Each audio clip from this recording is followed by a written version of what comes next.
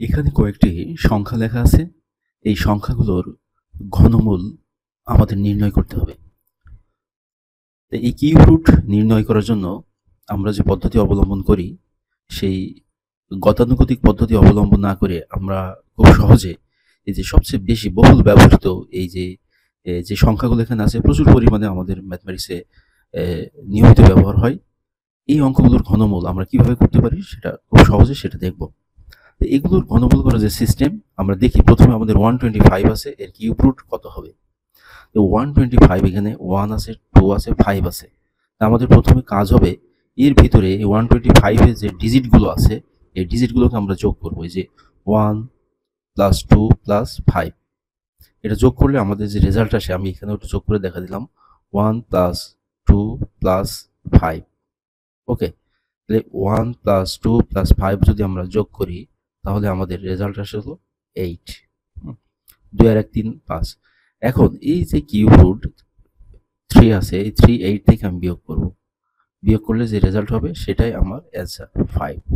এই 5 হলো 125 এর কিউব রুট।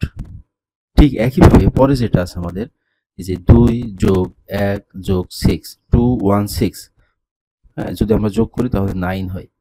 এই 9 থেকে আমরা এই কিউবটাকে 3টাকে বাদ দিয়ে দিব, তাহলে হবে আমাদের 6।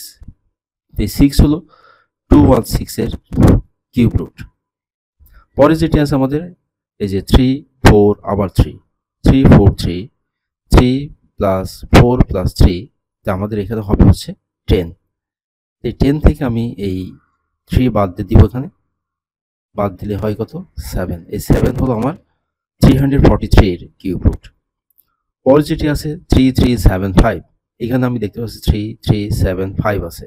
আমি যোগ করব, 3 এর সাথে 3 যদি যোগ করি 6, 6 আর 7 13, 13 আর 5 18, হ্যাঁ, তাহলে হলো আমার কত এখানে 18।